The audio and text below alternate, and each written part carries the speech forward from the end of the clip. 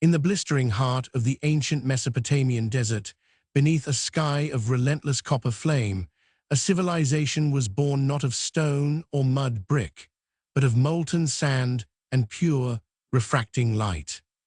Out of the roaring kilns of rose Queen Ishtanipwa, a visionary sovereign whose mastery over silica and fire transformed her empire into the jewel of the ancient world. Deep within the great ziggurat of light, artisans labored in secret, feeding roaring furnaces that melted quartz into brilliant crimson and sapphire panes. Yet beneath the dazzling reflection of the sun temples, dark currents began to stir as ambitious lords coveted the royal formula of eternal brilliance. Emissaries from distant river kingdoms arrived bearing exotic spices and rare mineral ores, bowing before the throne of glittering glass in uneasy allegiance. Vizier Ashurbala watched the queen's triumphs with cold ambition, calculating the exact moment to sever the delicate threads of her reign. In the sacred archive vaults, ancient scrolls inscribed upon thin sheets of translucent amber glass recorded the lineage and secrets of the empire. The entire city erupted in celebration as the summer solstice cast blinding arcs of prismatic light across the great alabaster plazas.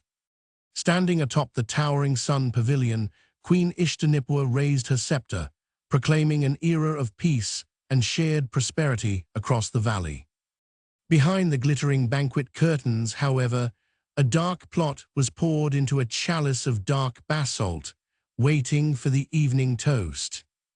Noble lords and trusted generals gathered in the great crystal hall, clinking goblets while whispering treacherous pacts beneath the echoing music.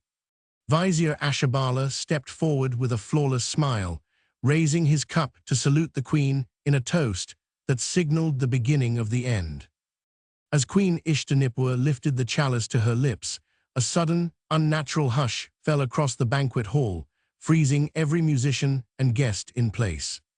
Before a single drop could be consumed, a loud structural fracture echoed through the obsidian floor, sending spiderweb cracks across the crystal pillars. Guards loyal to the vizier swarmed the dais, their heavy footsteps shattering the fragile illusion of peace that had sustained the dynasty for generations. Refusing to yield, Queen Ishtanipwa shattered her chalice upon the stone floor, her voice ringing with sovereign fury that commanded absolute silence.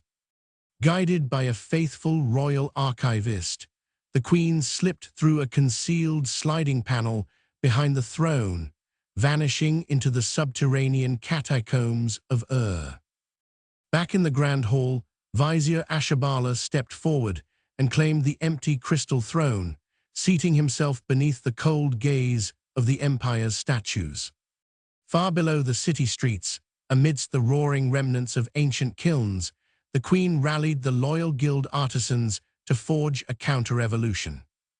Unfurling a master schematic etched onto sheets of flexible tempered glass, the queen revealed the hidden weakness at the foundation of the usurper's citadel.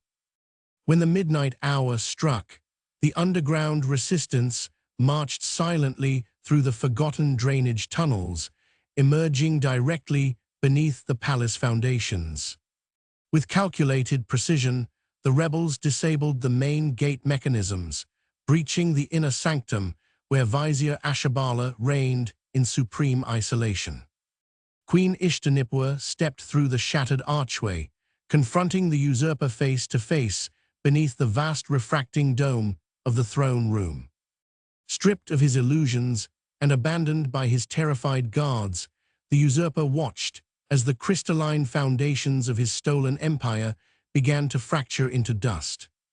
With the rightful sovereign restored to her throne, the glass empire of entered a golden age of wisdom and enduring resilience, its brilliance shining across history forever.